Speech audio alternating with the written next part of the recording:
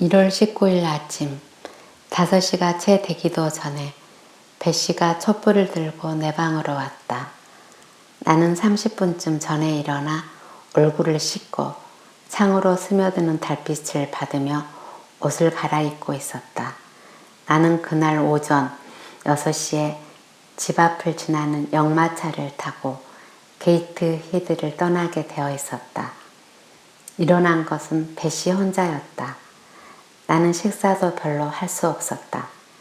배씨는 비스킷을 몇 개 싸서 나의 가방에 넣어주었다. 그리고 내가 겨울 외투를 입고 보네트를 쓰는 것을 도와주었다. 그러고는 자기도 소를 뒤집어 쓰고 나와 함께 방을 나섰다. 안녕 게이트 헤드. 홀을 지나 현관으로 나왔을 때 나는 소리쳤다. 달이 기울자 주위는 캄캄했다. 배씨가 호롱을 들고 있었다. 나의 트렁크는 끈으로 묶어 문 앞에 놓여져 있었다. 이윽고 시계가 6시를 알리자 멀리서 마차 바퀴 소리가 들려왔다. 내 필에 말이 끄는 마차가 문 앞에 멎었다.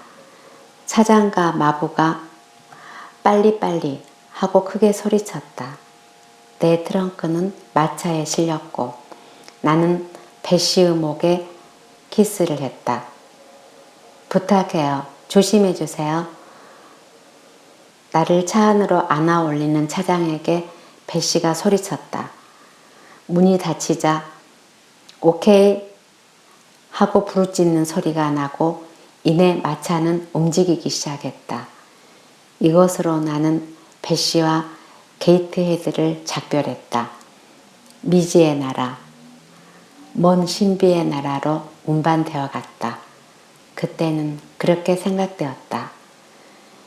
이 여행에 관해 특별한 기억이 나에게는 별로 없다.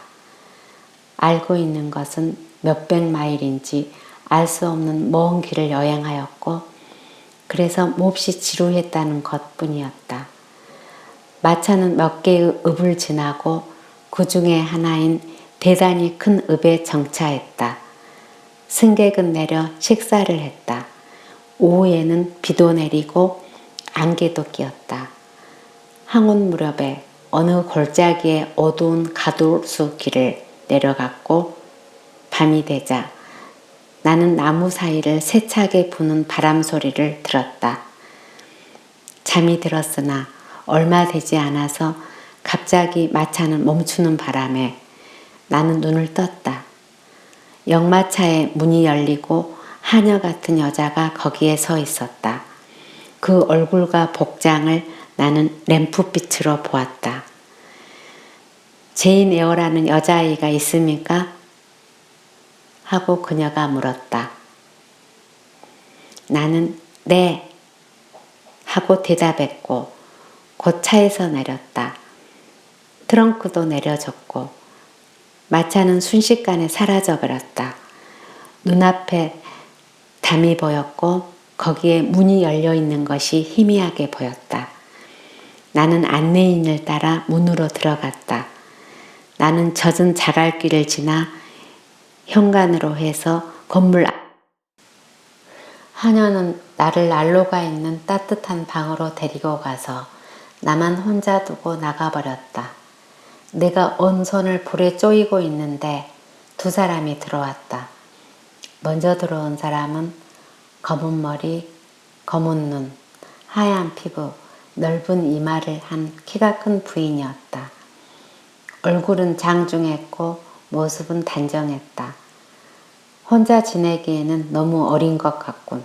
이렇게 말하고 부인은 촛불을 테이블에 놓았다. 그녀는 잠시 동안 주의 깊게 나를 바라보더니 읽고 말했다. 곧 자게 하는 게 좋겠지요?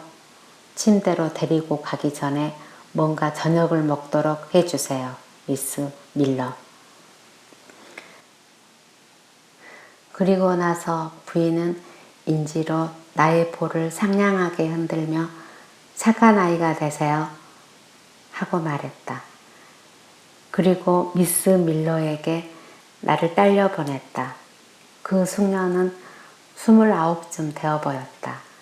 하지만 나와 같이 방을 나온 적은 그보다 몇 살 적어 보였다. 처음 여자는 목소리에서나 태도에서나 나를 감복시켰다. 하지만 미스 밀러는 훨씬 평범했다. 그녀는 언제나 많은 일을 맡아 처리하듯이 걸음걸이도 동작도 몹시 바빠 보였다.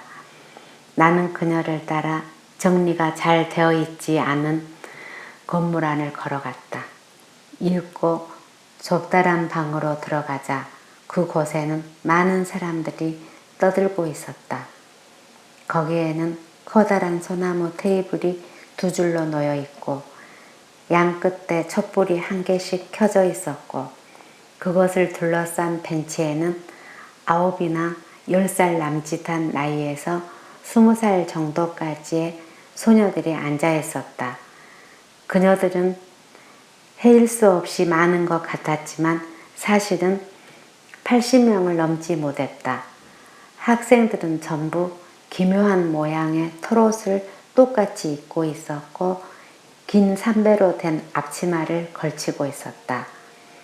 지금은 자습 시간으로 모두 내일 학가에 예습을 하고 있었다. 밀러는 문 가까운 의자에 나를 앉게 한 뒤 방의 위쪽으로 가서 소리쳤다. 반장, 교과서를 모아서 치워요. 4사람의 키 큰 소녀가 각기 다른 테이블로 가서 책을 거두어 치웠다.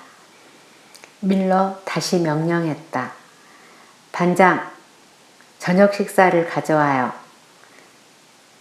키 큰 소녀들은 나가 각기 쟁반들을 들고 돌아왔다. 식사가 모두에게 분배되었다. 물을 마시고 싶은 사람은 한 잔씩 마셨다. 컵은 공용이었다. 내 차례가 와서 물을 마시기는 했지만 음식에는 손도 대지 않았다. 하지만 나는 그때 그것이 역계선 길이로 만든 케이크란 것을 알았다. 식사가 끝나고 밀러가 기도를 하고 학생들은 두 줄로 서서 2층으로 올라갔다. 나는 지쳐서 침실이 어떤 곳인지 알지도 못했다. 어렴풋이 안 것은 교실처럼 좁다란 방이라는 것뿐이었고 그날 밤만은 밀러와 같은 침대에서 자게 되었다. 그녀는 내가 옷 벗는 것을 도와주었고 눕자마자 하나뿐인 촛불은 꺼졌다. 침묵과 암흑 속에서 나는 잠이 들었다. 눈을 떴을 때는 요란한 종이 울리고 있었다. 소녀들은 일어나 옷을 입고 있었다.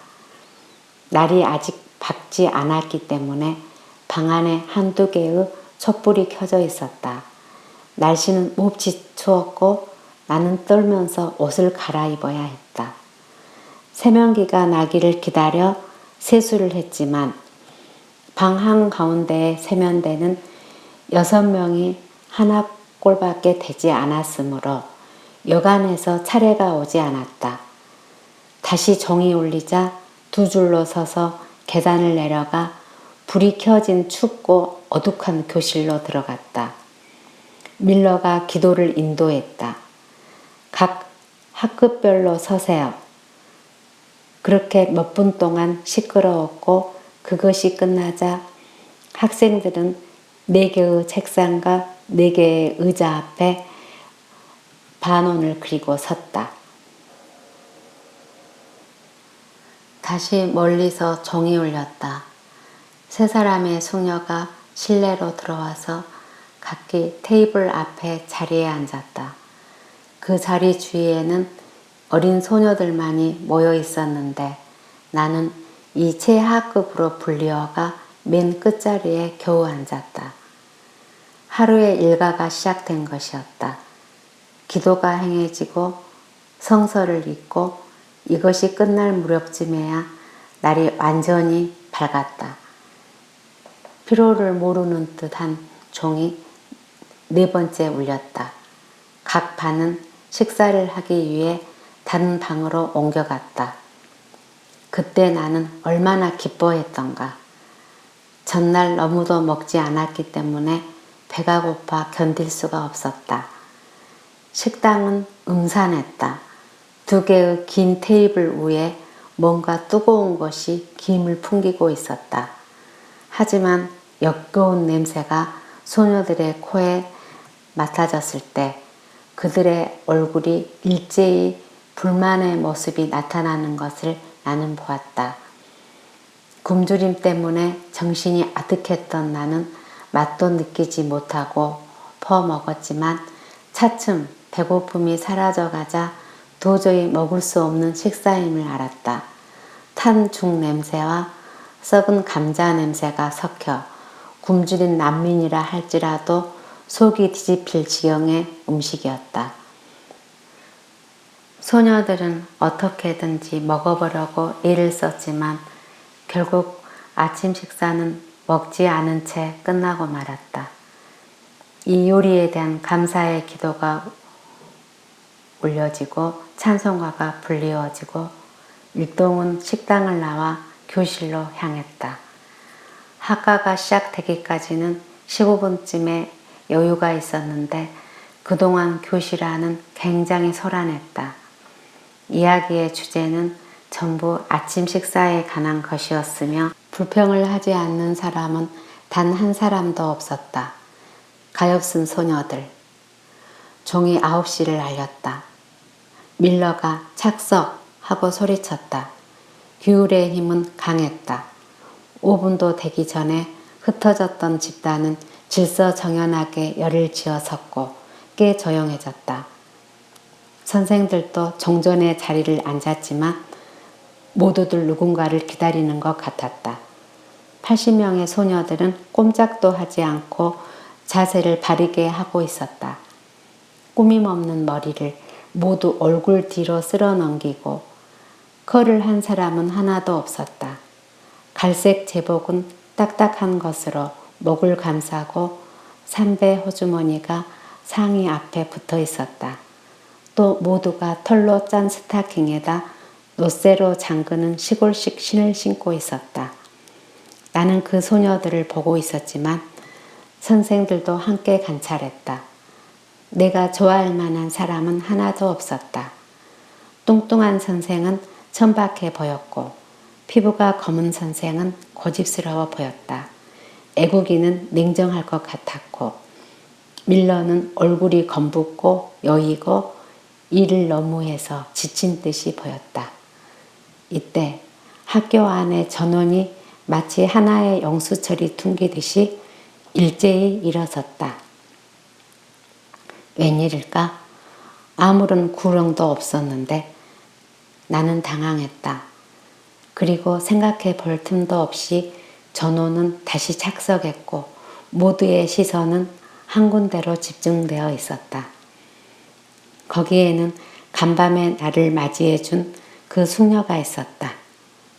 지금 낮의 밝은 빛으로 본 그녀는 키가 크고 아름답고 훌륭한 몸 맵시를 하고 있었다. 갈색 눈은 자애의 빛으로 가득했고 아름답게 그어진 긴 눈썹은 하얀 넓은 이마를 독 돋보이게 했다. 아름다운 영모, 혈색은 창백했지만 맑았다. 그리고 당당한 그 기품, 몸차림에 대해서는 더 말할 나위도 없었다. 마리아 템플. 나중에 내가 교회당으로 가지고 간 기도서에 쓰인 그녀의 이름이었다. 로우드 학교의 교장은 2개의 지구위가 놓인 테이블 앞에 앉아 상급생들에게 지리 공부를 가르치기 시작했다. 하급반은 각기 다른 선생들을 따라 역사, 문법 등을 배웠다. 기타 여러 가지 공부가 계속되었고 마침내 시계는 12시를 쳤다. 교장 선생은 자리에서 일어났다. 여러분에게 한 가지 말할 게 있습니다. 교장은 말을 계속했다. 오늘 아침은 여러분이 먹을 수 없는 것이었습니다. 꽤 배가 고플 것입니다. 그래서 나는 지금 여러분에게 빵과 치즈를 점심으로 준비하도록 지시해 두었습니다. 선생들이 놀란 눈으로 교장을 보았다. 이것은 내가 책임지고 결정한 일입니다. 이 말은 선생들에 대한 설명인 듯 얘기가 끝나자 바로 나가버렸다. 빵과 치즈는 곧 분배되었고 학생들의 기품은 말할 수 없었다. 그 뒤에 교정으로 하는 명령이 내렸다. 각기 캘리코트로 만든 끈이 달린 초라한 밀짚 모자를 쓰고 잿빛 두꺼운 나사 애투를 입었다. 나도 준비를 하고 사람들의 흐름을 따라 밖으로 나갔다. 교정은 높은 담으로 둘러싸여 바깥 경치는 보이지 않았다. 넓은 보도가 몇 개의 작은 하단으로 구분된 중앙부를 빙 둘러 놓여 있었다. 이 꽃밭은 학생들이 가꾸는 것으로 어느 것에나 주인이 있었다. 꽃이 피는 계절에는 다소 아름답겠지만 지금은 1월 말일이라 갈색의 마른 잎사귀 뿐이었다. 그곳에 서서 주위를 둘러보며 나는 몸을 떨었다. 바깥 운동을 하기에는 괜찮은 날씨였다. 몸이 건강한 소녀들은 뛰어다니며 놀았지만 약한 아이들은 베란다 밑에 모여 추위를 피하고 있었다. 소녀들 가운데는 짙은 안개가 몸에 스미는 추위를 못 이겨 마른 기침을 하는 사람도 덜어 있었다. 나는 수도원을 닮은 정원과 큰 건물의 교사를 둘러보았다. 그 반은 꺼멓게 헐었고 또 다른 반은 새로운 교실과 숙사를 포함하고 있었으며 새로운 부분에는 창이 많이 달려있는 게 꼭 교회당 같은 느낌을 주었다. 현관 위에 돌에 글자가 새겨져 있었다. 이 건물이 기원한 로우드 공공단체는 본주에 사는 브로클 허스트 홀의 나오미 브로클 허스트가 재건하다. 이와 같이 너의 빛을 사람들 앞에 빛나게 하라. 그들에게 너희가 좋은 일을 보이고 하늘에 계시는 너의 아버지를 믿게 하라. 마태복음 5장 16절. 나는 이 말을 몇 번이나 되풀이해서 읽었으나 그 뜻을 완전히 이해할 수는 없었다. 아까 들었던 그 기침 소리가 바로 뒤에서 다시 났기 때문에 돌아보았다. 가까운 돌 벤치에 앉아있는 한 소녀가 열심히 책을 읽고 있었다. 나는 그녀에게 물었다. 예, 저 현관 위에 쓴 글자의 뜻을 가르쳐 주지 않겠니? 로우드 공공단체란 무슨 뜻이야? 네가 와서 살게 된 이 집을 말하는 거야. 어째서 그것을 공공단체라고 하지? 여기는 학교와 다른 점이라도 있어? 여기는 자선학교야. 너도 나도 그리고 다른 아이들도 모두 자선을 받고 있는 거야. 너도 고하지? 어머니와 아버지가 돌아가셨니? 두 분 다 내가 알기도 전에 죽었어. 여기 아이들은 모두 양친이나 어느 한쪽 부모가 죽은 거야. 그러니까 여기는 고아를 교육하는 공공단체라고 말하는 거야. 나오미 브로클 허스트란 사람은 어떤 사람이니? 저 돌에 새긴 대로 이 건물의 세 부분을 세운 여자. 그분의 아들이 감독하고 지시하는 거야. 그럼 이 학교는 아까 빵과 치즈를 준 그 선생님 것이 아니구나. 템플 선생? 그래, 아니야. 그랬으면 좋겠다고 생각하지만. 그 사람은 여기서 살고 있니? 아니, 2마일 더 떨어진 큰 저택에서. 아무튼 템플 선생이 제일 좋지? 안 그래? 템플 선생님은 대단히 좋은 분이고 현명해. 그분은 다른 선생님과는 달라요. 뭐든지 잘 아시니까. 너는 여기 온 지 오래됐니? 2년 됐어. 너도 고아니?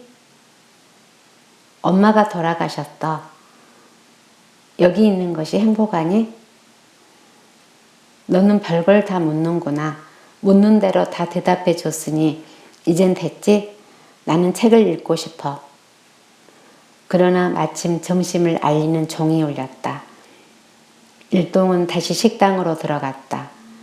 식사는 상한 감자와 상한 뜨단 고기를 섞어 찐 것이었다. 이 요리가 각자에게 꽤 많이 배당되었다. 오후에 눈에 띈 일은 한 가지뿐이었다. 베란다에서 나와 얘기한 소녀가 역사 시간에 스케처드 선생으로부터 꾸중을 듣고 자리에서 쫓겨나 교실 중앙에서 벌을 섰다. 나는 그녀가 대단히 슬프고 부끄러운 모습을 보일 것이라고 생각했지만 뜻밖에도 그녀는 울지도 않았고 얼굴도 붉히지 않았다. 침울하기는 했지만 침착하게 모두의 시선 속에 서 있었다. 오후 5시가 되자 우리들은 또 식사를 했다. 작은 컵에 커피 한 잔과 검은 빵 한 조각이었다. 그 뒤 30분을 쉬고 이어서 자습, 그리고 물 한 잔과 기리 케이크, 기도, 취침. 이것이 내가 로드에서 겪은 첫날이었다. 다음 날도 전날과 같이 시작되었다. 그러나 물이 꽁꽁 얼어 있었던 탓에 이날 아침에는 세수를 할 수 없었다. 나는 너무 추워서 꼭 죽을 것만 같았다. 겨우겨우 아침 식사는 마쳤지만 그나마 죽이 타지 않아 다행이었다. 질은 간신히 먹을 수 있는 것이었지만 양은 적었다. 특히 내 것이 더 작게 느껴졌다. 하다못해 배만 되었으면 얼마나 좋을까 싶었다. 그날 나는 제4반에 편입되어 정규학과와 일을 지시받았다. 오후 3시경에 스미스 선생이 2야드쯤 되는 모슬린 조각을 내게 주고 그 가장자리를 감추라고 지시했다. 그 시간에는 대부분의 학생이 바느질을 했지만 한 반만은 스케처드 선생의 의자 가에 모여 영국 역사를 낭독하고 있었다. 그 속에는 내가 베란다에서 알게 된 소녀도 끼어 있었다. 스케처드 선생은 끊임없이 그녀를 눈의 가시처럼 대했다. 선생님은 계속 다음과 같은 어조로 그녀에게 말했다. 번즈, 이것이 그녀의 이름인 듯 했고 이곳 소녀들은 다른 학교의 남학생처럼 성만 불리고 있었다. 너는 발을 굽히고 서 있구나. 당장 발끝을 펴요. 번즈, 뭐야? 턱을 내밀고 보기 싫게 뒤로 물러나요. 번즈, 머리를 똑바로 들어요. 몇 번이나 주의를 해야 알겠어요? 내 앞에서는 그런 태도 용납할 수 없어요. 등등. 일장을 2번 읽자 책을 덮고 학생들은 질문을 받았다. 대개의 학생들은 대답하지 못했다. 하지만 아무리 조그마한 문제라도 번지에게 오면 영락없이 대답했다. 그녀의 기억력은 학과의 내용을 모두 기억하는지 막히는 일 없이 즉석에서 대답했다. 스미스 선생님이 시를 감겠다고 나더러 타래를 좀 지어달라기에 나의 주의는 그녀에게서 옮겨졌다. 하지만 내가 내 자리로 다시 돌아갔을 때 스케처드 선생은 번즈에게 뭔가 명령을 내리고 있었다. 번즈는 교과서를 챙겨들고 조그만 방으로 들어가더니 곧 다발로 묶은 자잘한 나뭇가지를 들고 들어왔다. 이 불길한 도구를 그녀는 정중하게 선생에게 내밀었다. 그리고 조용히 자기의 비나포아의 끈을 풀었다. 그러자 선생은 그 장가지로 갑자기 번지의 발목을 10번 이상이나 후려쳤다. 그렇지만 번지의 눈에서는 한 방울의 눈물도 나오지 않았다. 나는 이 광경을 보고 내 힘으로는 어찌할 수 없는 분노로 손이 부들부들 떨렸다. 나는 바느질 하던 손을 멈추고 있었지만 벤지의 수심에 찬 표정은 평소와 조금도 다르지 않았다. 고집이 센 녀석이군. 스케처드 선생은 소리쳤다. 너의 그 타락한 성격은 도저히 고쳐지지 않는 것일까? 이 매를 저리 가져가요. 번즈는 명령대로 했다. 그녀가 교과서를 두는 방에서 나왔을 때 나는 가까이서 그녀를 보았다. 마침 손수건을 호주머니에 넣으려고 하는 참이었지만 한 줄기 눈물 자국이 그 여인밤에 반짝이고 있었다. 저녁 때의 놀이 시간이야말로 로드에서는 가장 즐거운 시간이었다. 스케처드 선생이 번지를 때린 날 저녁 때 나는 벤치를 뛰어넘고 테이블 밑을 기어 난로 앞으로 갔다. 번즈가 난로 앞에 무릎을 꿇고 앉아 희미한 불빛에서 조용히 책을 읽고 있었다. 그녀는 주위에서 완전히 고립되어 있었다. 전번에 그 책이니? 나는 뒤에서 그녀에게 말했다. 응. 하고 벤즈는 대답했다. 이제 막 다 읽었어. 나는 기뻤다. 그녀의 곁에 앉았다. 너의 이름은 뭐니? 헬렌이야. 멀리서 왔니? 북쪽에서 왔어. 스코틀랜드 경계야. 빨리 로드에서 나가고 싶지? 아니, 왜 그렇게 생각하니?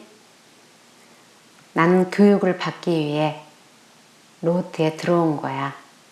그 목적을 이룰 때까지는 나가도 소용이 없어. 하지만 스케처드 선생은 너를 그처럼 괴롭히잖아? 괴롭혀? 그런 일은 없어. 선생은 엄격해. 나의 결점을 싫어하시는 것뿐이야. 내가 너라면 그 선생님을 싫어할 거야. 반항할 거야. 만일 그 해초리로 나를 때리면 나는 빼앗아 버리겠어. 그리고 보는 데서 해초리를 불질러 버릴 거야.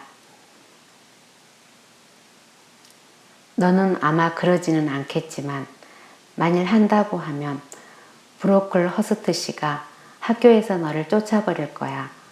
그렇게 되면 너의 친척은 아마 슬퍼하겠지? 자기와 관계 있는 사람들에게 나쁜 영향을 미칠 것 같은 짓을 하기보다는 괴로움을 참는 편이 좋아. 성서에도 악을 대할 때는 선으로 하라고 하셨잖아. 하지만 해초리로 얻어맞거나 모두가 보는 앞에서 교실 복판에 세워지는 것은 부끄러운 일이야. 거기다 너는 크잖아? 나는 너보다 훨씬 작지만 도저히 참을 수 없을 것 같아. 그래도 피할 수가 없을 때는 참는 것이 임무이지. 참는 것을 요구받는 것인 자기 운명인데도 그것을 참지 못한다면 약한 사람이야. 즉 어리석은 인간이 하는 짓이야. 이 말은 내게 있어서는 경이었다. 나는 이 인내에 대한 설명이 이해되지 않았다. 하지만 나는 헬렌 번즈가 눈에 보이지 않는 지혜의 빛으로 사물을 직시하고 있음을 깨달을 수 있었다. 너는 결점이 있다지만 그게 도대체 뭐니? 겉으로만 판단하지 말고 냉철하게 자세히 봐. 나는 스케처드 선생님의 말대로 방종해. 나는 물건을 제대로 챙길 줄 몰라. 그리고 언제나 규칙을 잊어버려. 이런 일들이 선생님의 눈에 거슬리는 거야. 템플 선생님도 스케쳐드 선생처럼 너에게 엄격하니? 템플 선생이란 말을 듣자 그녀의 우울했던 얼굴에 미소가 떠올랐다. 템플 선생님은 참으로 좋은 분이야. 누구에게나 엄격히 하기가 곤란한가 봐. 선생님은 나의 잘못도 아시고 상냥하게 주의해 주셔. 그리고 조금이라도 칭찬받을 일이 있으면 아낌없이 칭찬해 주시는 거야. 나의 결점 중에서도 한 가지는 그 선생님이 그처럼 조용히 올바르게 가르쳐 주는데도 결점을 고칠 수 없는 거야. 선생님의 칭찬은 나로서는 대단히 중요하지만 앞일을 생각할 정도의 자극이 되어주지는 못해요. 이상한데? 하고 내가 말했다. 조심한다는 것은 무척 쉬운 일인데 너에게는 쉽겠지? 오늘 아침에도 네가 수업을 받는 것을 보니 밀러 선생님이 학과를 설명하고 너에게 질문을 하는 동안 너는 조금도 마음이 흩어지지 않았어. 하지만 나는 계속 다른 것만 생각해. 스케쳐드 선생의 얘기를 들으면서도 결국은 무슨 소린지 꿈같은 생각이 들 때가 많아. 하지만 오늘은 잘 대답하던데? 그건 우연이야. 오늘 배운 것은 전에 내가 흥미를 가졌던 부분이었어. 템플 선생에게 배워도 너는 역시 다른 걸 생각하겠구나? 아니, 그렇지는 않아. 템플 선생님은 대개 내가 생각하는 것보다 새로운 것을 얘기해. 그분이 사용하는 언어는 어쩐지 내게 딱 맞는 것 같고 얘기해 주는 것도 마침 내가 알고자 한 그런 것일 때가 많아. 그래? 그럼 템플 선생님의 시간에는 너는 좋은 학생이니? 그래. 그것도 내가 그렇게 되려고 한 게 아닌데 말야. 나는 조금도 힘을 들이지 않아.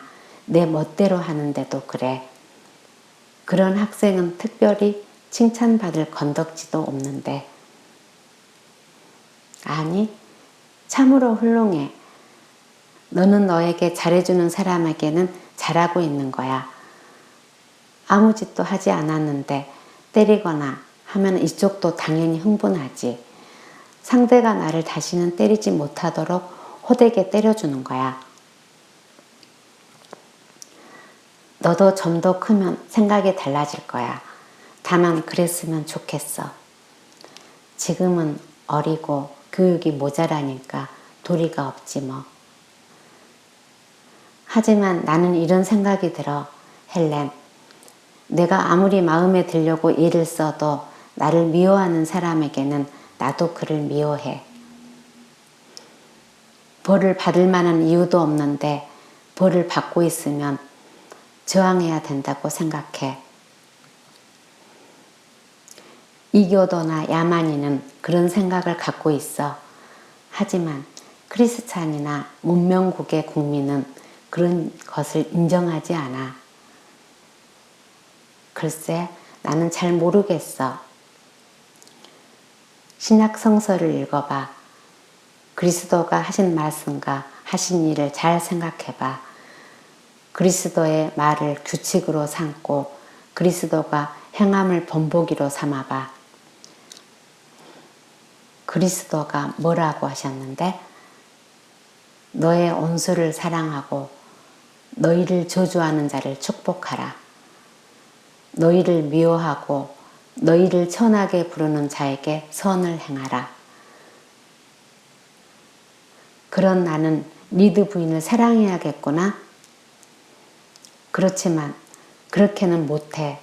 존 리드를 축복해야 되겠지만 그것도 불가능해. 이번에는 헬렌 번즈가 나에게 물었다. 그래서 나는 주저없이 나의 괴로운 생각, 원한 같은 것을 내 나름대로 털어놓았다. 흥분하면 신랄해지고 혹독해지는 나는 내가 느낀 그대로 마구 짓거렸다. 헬렌은 끝까지 참고 들어주었다. 나중에 그녀가 뭐라고 말해주길 기대하고 있었지만 아무 말도 없었다. 나는 기다리다 못해 물었다. 미드 부인은 대단히 박정하고 나쁜 사람이잖니? 그분이 너에게 불친절했던 것은 확실해. 그 이유는 스케처드 선생이 내 성격을 좋아하지 않듯이 너의 성질을 좋아하지 않기 때문이야. 하지만 그분이 한 말이나 행동을 너는 어쩌면 그렇게도 자세하게 기억하지? 그분의 부당한 대우가 너의 마음에 특별히 깊은 인상을 주었나 봐. 인생은 짧으니까. 나는 미움이나 증오를 언제까지나 마음에 담아둘 틈이 없을 것 같아. 우리들은 이 세상에서 누구나 결점을 갖고 살고 있어. 하지만 타락하기 쉬운 육체를 벗어 던짐으로써 그러한 결점을 벗을 날이 곧 올 것이라 믿어. 타락이나 죄는 이 귀찮은 육체의 뼈대와 함께 우리들에게서 떨어져 나가고 영혼의 불꽃만이 남게 되지. 조물주가 만들 때 인간에게 불어넣은 순수 그대로를 가진 생명과 사상의 불멸이 얼리 그것만이 남게 돼. 그것에 대해 누구로부터 배운 것도 아니고 누구에게든 얘기한 적이 없지만 나는 이 믿음을 기꺼이 지키고 있어. 왜냐하면 그것은 모든 인간에게 희망의 손길을 뻗치고 영혼을, 공포도, 지옥의 심연도 아닌 하나의 안식, 다시 말해 멋진 삶의 터전으로 삼는 거야. 또한 이 믿음 덕분에 나는 죄인과 그 죄를 확실히 구분할 수가 있어. 나는 진심으로 죄는 미워하되 사람은 미워하지 않아. 나는 희망을 잃지 않고 조용한 마음으로 살 수 있어. 헬렌의 표정을 보면 이미 나와 얘기하는 게 아니라 자기 자신과 이야기하고 있다는 것을 알 수 있었다. 하지만 그녀의 명상을 위해 많은 시간이 허락되지는 않았다. 반장이 곁으로 와서 강한 캄파란트 사투리로 말했기 때문이다. 헬렌 번즈, 빨리 서랍을 챙기고 바느질감을 정돈해 두지 않으면 스케처드 선생님께 보고할 테다. 헬렌은 대답도 않고 주저없이 반장의 지시에 따랐다. 로드 생활을 시작한 최초의 4년 반은 마치 한 시대가 흐른 것처럼 내게는 길게 느껴졌다. 새로운 규칙과 익숙지 못한 학과에 적응하느라 일을 먹는 시기였다. 1월, 2월, 그리고 3월에 접어들어도 두껍게 쌓인 눈과 그것이 녹으면서 길이 질척거려 교회에 가는 것 외엔 바깥으로 나가는 일이 거의 없었다. 하지만 이러한 제한된 생활 속에서 우리들은 매일 1시간씩을 밖에서 지내야만 했다.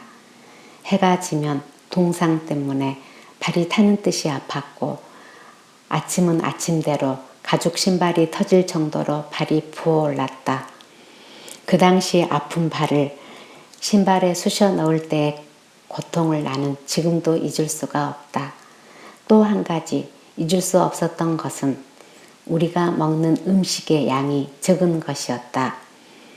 한창 자라는 아이들의 식욕에 비해 우리에게 주어지는 음식은 약자나 병자가 간신히 목숨을 유지해 갈 수 있는 정도의 것이었다. 겨울 내내 일요일이 제일 괴로운 날이었다. 우리들은 학교 후원자가 봉직하고 있는 브로클 브리지 교회까지 2마일이나 되는 길을 걸어가야만 했다. 싸늘한 고기와 빵 조각이 예배 중간에 공급되었다.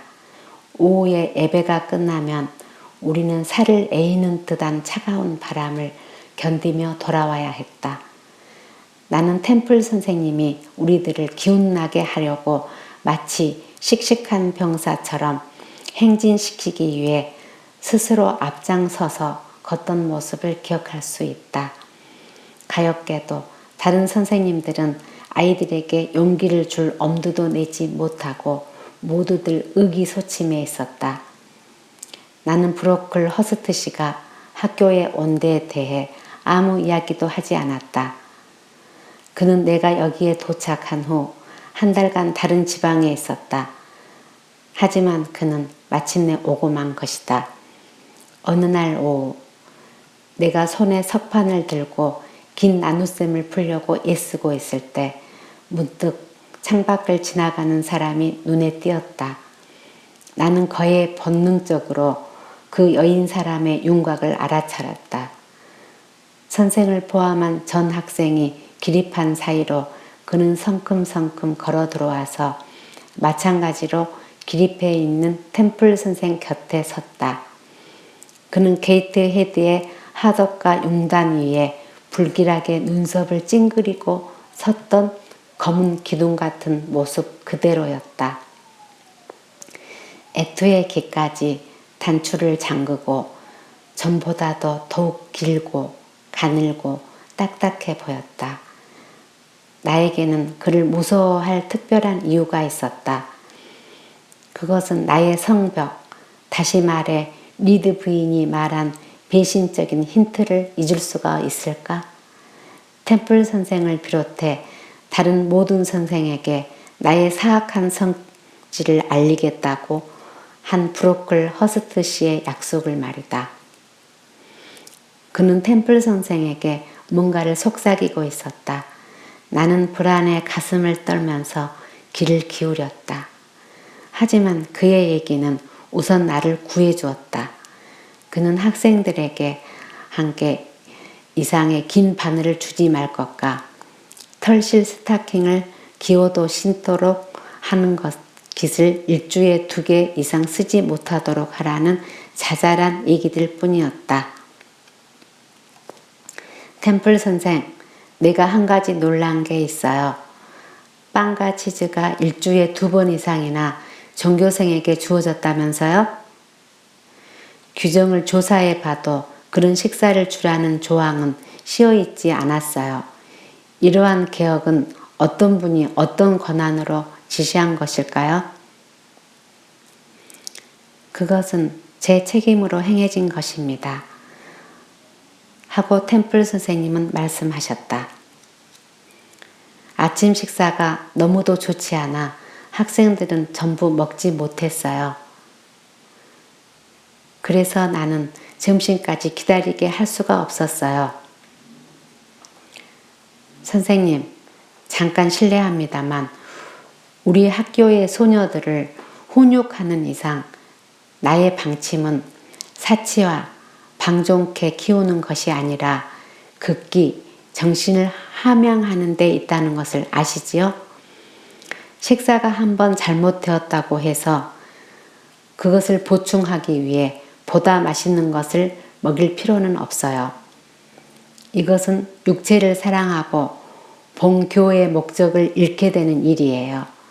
사람은 빵만 가지고 사는 게 아니라 하나님의 말씀으로 사는 거예요. 너희가 만일 나를 위해 굶주린다면 너희들은 행복하리라. 고 말씀하신 이 존귀한 말씀을 인용할 절호의 기회겠지요. 오, 마담, 이 아이들은 입에 탄 죽 대신 빵과 치즈를 주었을 때 당신은 실로 그들의 천박한 육체를 도왔을지 모르지만 그들의 불멸의 영혼을 굶주리게 한다는 사실을 몰랐나요? 브로클 허스트 씨는 여기서 한숨 돌렸다. 아마 극단적으로 감정이 끌어올랐을 것이다. 처음에 템플 선생은 교주가 얘기를 시작할 때 고개를 떨구고 있었지만 지금은 바짝 들고 앞을 바라보았고 천성이 대리석 같은 그 얼굴은 더욱 돌처럼 차갑고 미동도 없는 냉정함이 엿보였다. 그 사이에 브로클 허스트 씨는 두 손을 뒷짐지고 난로 앞에 서서 엄숙히 전교생을 둘러보았다. 갑자기 그의 눈이 무슨 충격이라도 받은 듯이 격하게 껌벅거리다가 옆을 돌아보며 이제까지보다 더 엄한 어조로 얘기했다. 템플 선생, 저건 뭡니까? 저 머리를 곱슬곱슬하게 한 소녀는, 저 빨강 머리에 컬한,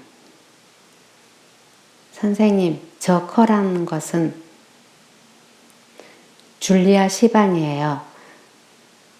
극히 부드럽게 템플 선생은 대답했다. 줄리아 시반이라고? 마담, 그 줄리아가, 아니 누구든 간에 어째서 머리를 뽀머를 했지요? 본교의 규칙과 방침을 무시하고 어째서 저희는 저렇게도 당당히 속세의 방법을 따르게 되었는지, 이 복음을 가르치는 자선학교에서 머리를 그렇게 할 수 있는 일이에요? 줄리아의 머리는 본래부터 곱슬머리예요. 더욱 냉정히 템플 선생은 대답했다. 본래부터? 하지만 우리들은 자연에 예속되어서는 안 돼요. 나는 본교 학생들을 신의 은총 밑에 두고 싶어요. 저 애의 머리는 빡빡 깎는 게 좋겠어요. 내일 내가 이발사를 보내겠어요. 제1열의 학생 전원에게 일어나서 벽쪽을 향하라고 명해주세요. 템플 선생은 문득 입술에 떠오르는 미소를 지우려는 듯이 손수건으로 입을 가렸다. 하지만 선생은 명령을 내렸고 학생들은 일어서서 벽을 향해 돌아섰다. 그는 5분간이나 신중히 관찰하고 나서 선고했다. 그것은 마치 조정처럼 울렸다. 저렇게 따은 머리는 전부 잘라버려. 템플 선생은 이의 있는 얼굴을 했다. 마담, 나의 사명은 소녀들의 육체적 욕구를 억제하는 데 있어요. 머리를 닦거나 비싼 옷을 입는 대신 부끄러움과 절제를 가르치려는 게 내 신조예요. 지금 여기 있는 소녀들은 모두 머리를 닦고 있는데 이거야말로 허영심을 닦는 것이 아니겠어요? 그리고 그만큼 시간도 낭비고 또 브로클 허스트 씨의 연설은 여기서 방해를 받았다. 내 손에서 석판이 떨어져 소리를 내었고 모든 눈이 내게로 쏠리고 말았다. 이제는 끝장이라고 생각한 나는 깨어진 석판을 줍기 위해 몸을 굽히면서 최악의 경우에 대처할 용기를 쥐어짰다. 올 것이 오고 만 것이다. 버르장머리 없이 하고 브로클 허스트 씨는 일갈했으나 곧 오, 신입생이구나. 저 아이에 대해 얘기한다는 게 깜빡 잊을 뻔했어. 그 석판을 깬 학생 앞으로 나와요. 하고 소리쳤다. 나는 내 힘으로 움직일 수가 없을 정도로 전신이 마비 상태였다. 내 옆에 있던 키 큰 소녀 둘이 나를 일으켜 세우고 무서운 심판관 앞으로 밀어냈다. 템플 선생이 상냥하게 나를 부축하여 데리고 갔는데 그때 나는 선생님이 작은 소리로 격려해주는 말을 들었다. 겁내지 않아도 돼요, 제인. 잘못했다는 것을 알고 있으니까 벌을 받지는 않을 거야. 템플 선생의 상냥한 말은 나의 심장에 단검처럼 꽂혔다. 앞으로 1분만 지나면 템플 선생도 나를 위선자로서 경멸할 거야. 하고 나는 생각했다. 순간 리드와 브로콜 히스트 일당에 대한 분노가 가슴에 치밀었다. 나는 헬렌 번즈가 아니었다. 그 의자를 이리 가져와. 하고 브로클 허스트 씨가 무척 높은 의자를 가리켰다. 거기 앉았던 반장이 의자를 갖다 놓았다. 그 아이를 거기에 앉혀요. 누가 나를 앉혔는지 나는 알지 못했다. 자세한 일을 기억할 상황이 아니었다. 내가 기억하는 것은 내가 브로클 허스트 씨의 코 높이까지 들어 올려졌다는 것이며 그가 내게서 1야드도 떨어지지 않는 곳에 있다는 것 뿐이었다. 브로클 허스트 씨가 헛기침을 했다. 템플 선생님, 그리고 교사 여러분, 아울러 학생 여러분, 이 아이가 보입니까? 이 아이가 아직 어리다는 것은 보는 바와 같습니다. 보기에 따라서는 보통 아이들과 같습니다. 신은 자비롭게도 우리와 똑같은 모습을 이 아이에게도 주셨습니다. 악마가 진작부터 이야기를 발견하리라고는 누가 생각하였겠습니까? 이것은 슬프고 염려스러운 일입니다.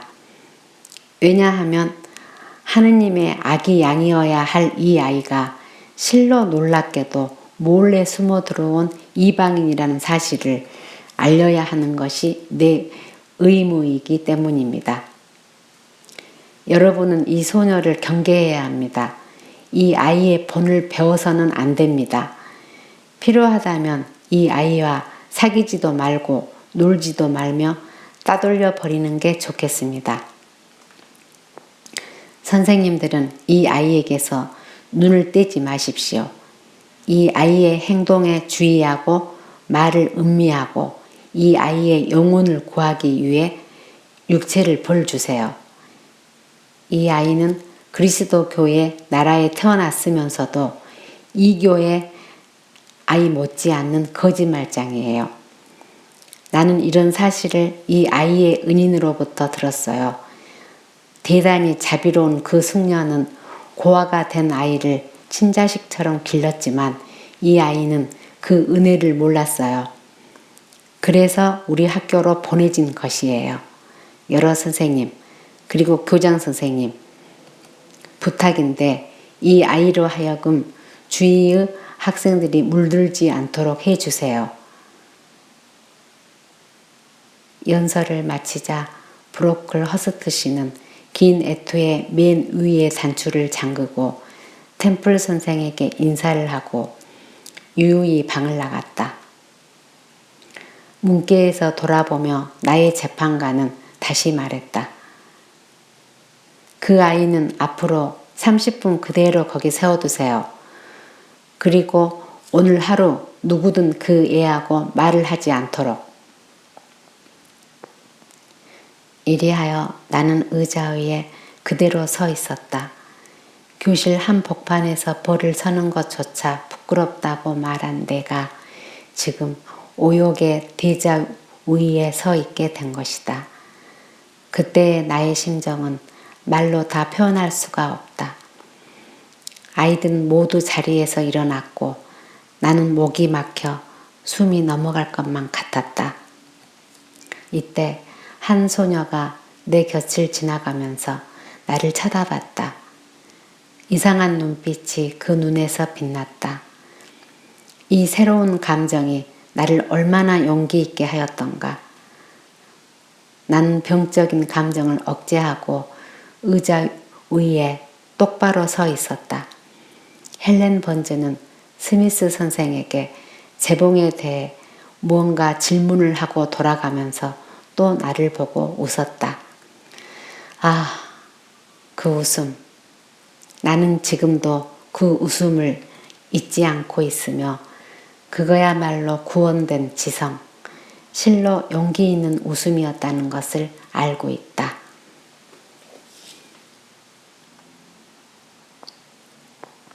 그렇게 30분이 채 끝나기도 전에 5시가 되었다. 학과는 끝났고 모두들 식당으로 가버렸다. 나는 의자에서 내려왔다. 나는 마룻구석에 가서 앉았다. 그때까지 나를 지탱해온 마력은 약해지고 마침내 울음이 터져나왔다. 눈물이 마루를 적셨다. 로드에서 착한 아이가 되자 이것도 하고 저것도 하고 나는 그동안 생각해 왔었다. 많은 사람과 친해지고 존경과 사랑도 받고 싶었다. 나는 눈에 보이게 진보했었다. 나는 마침 그날 클래스의 제일 높은 자리로 오른 것이다. 밀러 선생님은 열심히 나를 칭찬해 주셨고 템플 선생님도 칭찬의 미소를 보여주셨다. 내가 만일 앞으로 2달만 이토록 진보한다면 선생님이 스스로 그림과 프랑스어를 가르쳐 주겠다고 약속해 주셨다. 나는 학생들과도 잘 사귀었다. 그런데 오늘 이토록 슬픈 일이 생기다니 죽고만 싶었다. 한동안 흐느껴 울고 있자니 누군가가 내 곁에 다가왔다. 헬렌 번즈가 커피와 빵을 가지고 온 것이다. 자, 뭐라도 먹어야지 하고 그녀는 말했다. 나는 흥분을 가라앉힐 수가 없어서 소리내어 울었다. 헬렌은 내 곁에 앉아 2 팔로 무릎을 쌓아안고 머리를 무릎 위에 얹고 말없이 나를 보고 있었다. 마침내 내가 먼저 입을 열었다. 헬렌, 너는 어째서 모두가 거짓말쟁이라 생각하는 나에게 오는 거니? 모두라고? 예, 그건 아니야. 아마 학교에서 너를 경멸하는 사람은 아무도 없을 거야. 많은 사람들이 너를 가엾다고 생각할 거야. 브로클 허스트 씨가 그런 말을 했는데도 너는 어째서 나를 가엾다고 생각하지? 그 사람은 아무도 좋아하지 않아. 만일 그가 너를 치켜 세우기라도 했다면 말은 않지만 모두들 너를 무시하겠지? 하지만 그 반대이므로 너에게 동정하고 있는 거야. 그리고 제인. 하고 말하다가 그녀는 말을 더듬었다. 뭐야 헬렌? 내 손을 그녀에게 쥐어주면서 물었다. 그녀는 내 손을 쓸어주면서 말을 계속했다. 만일 세상 사람들이 너를 나쁜 아이라고 믿어도 너의 양심만 그렇지 않다면 그것으로 좋은 거야. 그래, 나도 그렇게 생각하지만 그것만으로는 너무 약해. 남이 나를 사랑해주지 않는다면 차라리 죽는 게 더 나아. 모두에게 미움을 받는 것은 도저히 참을 수 없어. 잠깐만, 제인.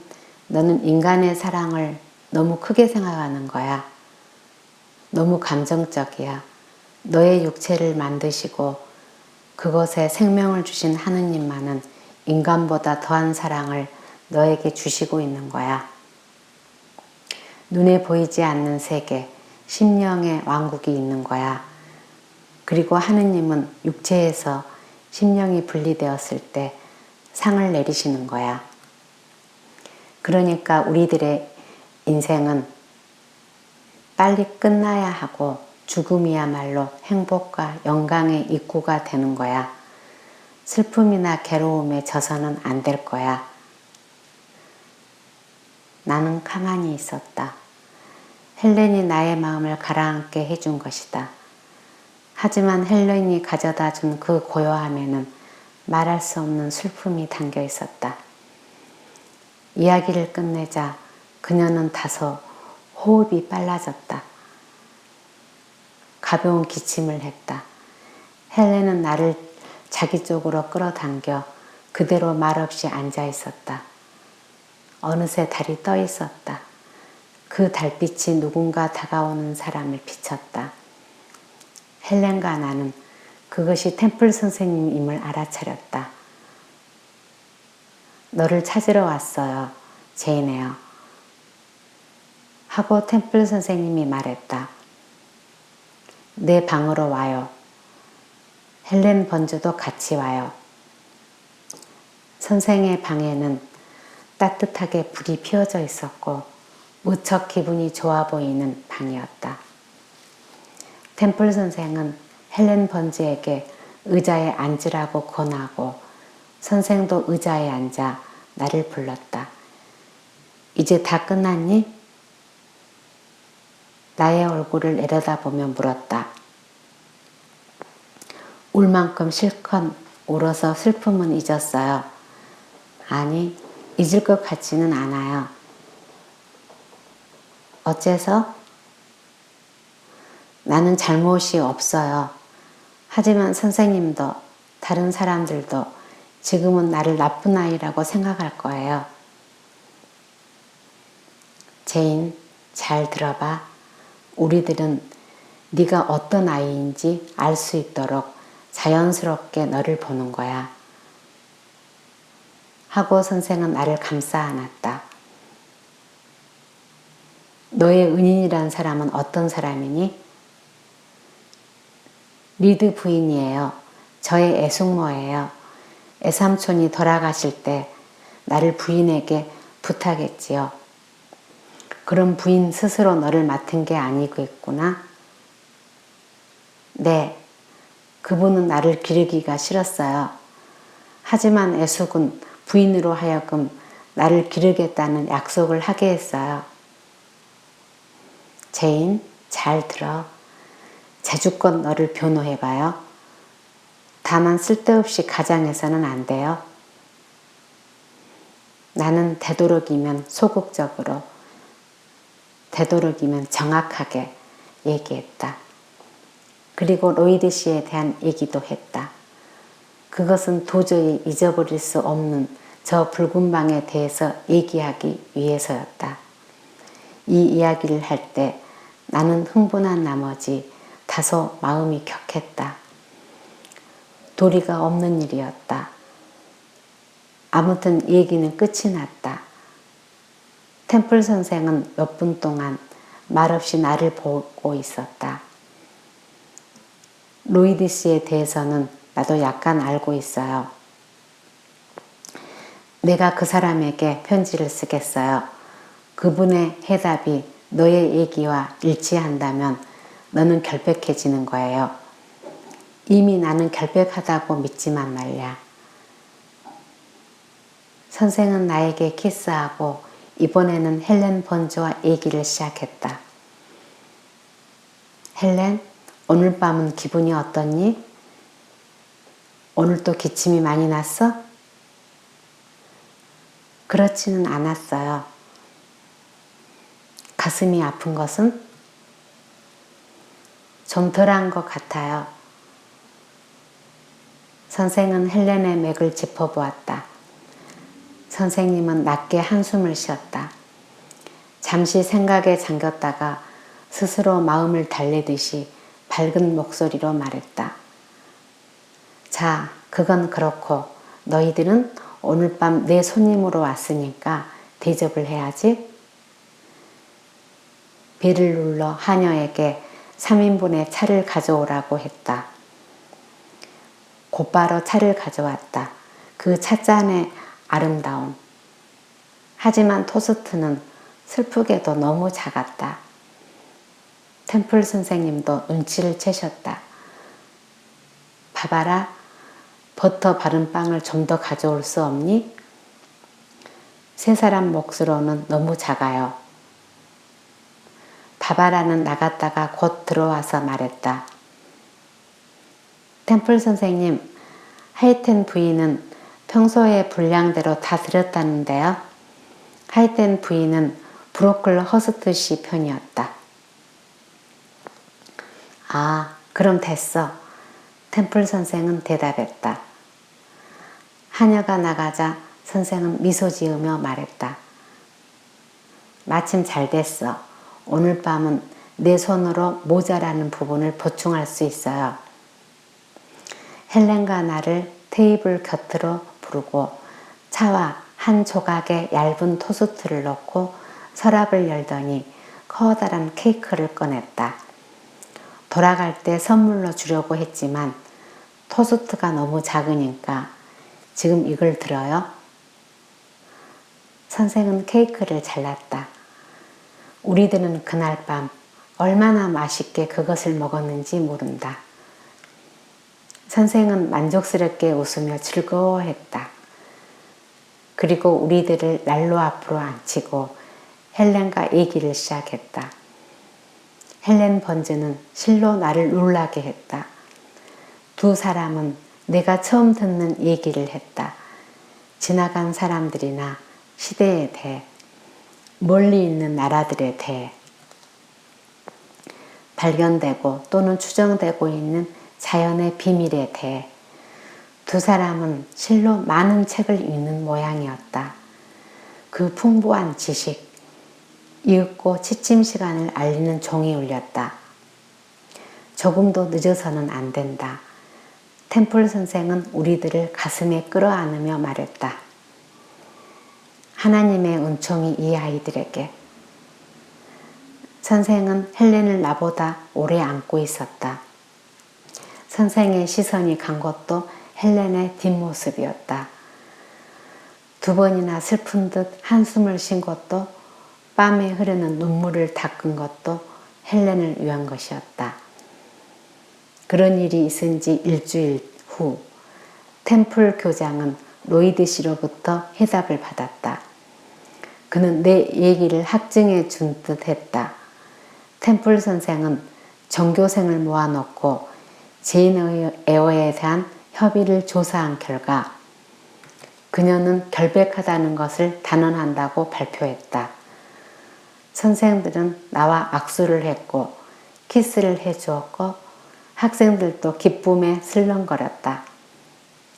이리하여 나는 그 순간부터 새로운 기분으로 공부를 하고 어떤 곤란에도 지지 않고 나의 길을 가겠다고 결심했다.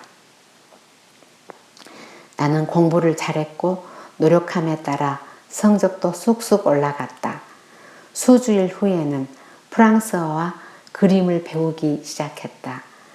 이제 나는 게이트헤드의 그 사치스러운 생활을 부자유한 로드 생활과 바꾸고 싶지 않았다.